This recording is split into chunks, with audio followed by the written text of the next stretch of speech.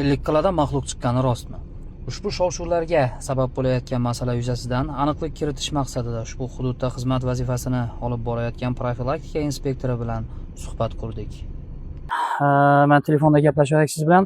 Odim Azizbek, familiyam Qo'chqarov, jamoatchilik nazorati kanalini yuritaman. O'zim Adolat sotsial-demokratik partiyasidanman. Shu ijtimoiy tarmoqlarda ko'plab muhokamalarga sabab bo'lib turgan oxirgi vaqtlardagi Qoshqora mahalla fuqarolar yig'ini hududi Ellikqal'a tumani hududida noma'lum maxluq aniqlandi deb ijtimoiy tarmoqlarda tarqalib turgan vaziyat yuzasidan oydinlik kiritish maqsadida Lizaga keldim.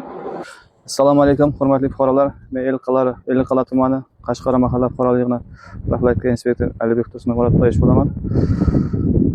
Hozirgi kunda shu Qoshqorada Yezikchi ko'chasida maxluq yuribmiz degan ma'lumotlar tarqaldi. Bu bo'yicha Ellikqal'a tumani ichki ishlar bo'limi tomonidan tezkor tartibda surishtiruv ishlari olib borildi.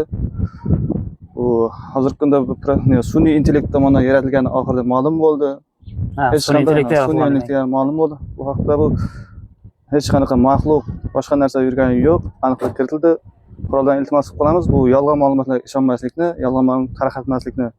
Agar yolg'on ma'lumot tarqatilsa, ma'muriy javobgarlik kodeksi javobgarlik bor. Bu bo'yicha bazaviy hisob 50 barobardan 100 barobargacha, kerak bo'lsa ma'muriy qamoq jazosini ham ko'rish mumkin.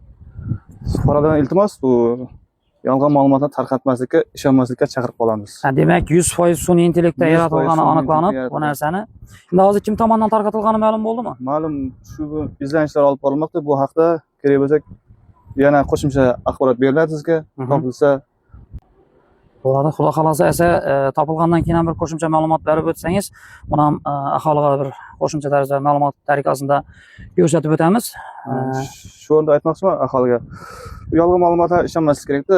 Har xil odamlar tarqatyapti. Bu tasdig'ini topmagan ma'lumotlarda hech kim ko'rmagan, eshitgan har xil gaplarga ishonib o'tiribdi. 100% sun'iy intellektdan yaratilgan. Tushunarli. Siz ham katta rahmat, qimmatli vaqtingizni ajratganingiz uchun.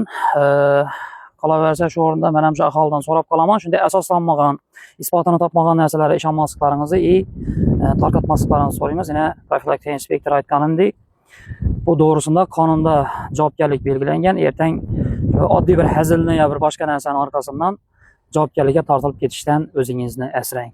Sog' bo'linglar, salomat bo'linglar. Yana ko'rishamiz. Ijtimoiy tarmoqlarda tarqalib turgan maxluq chiqdi, yana bir narsa bo'ldi degan so'zlarga, fikrlarga qanday qaraysiz? U narsa yo'q narsa, o'zi odamlar vahima ko'taribdi, u sun'iy intellekt. Sun'iy intellektda yaratilgan demak.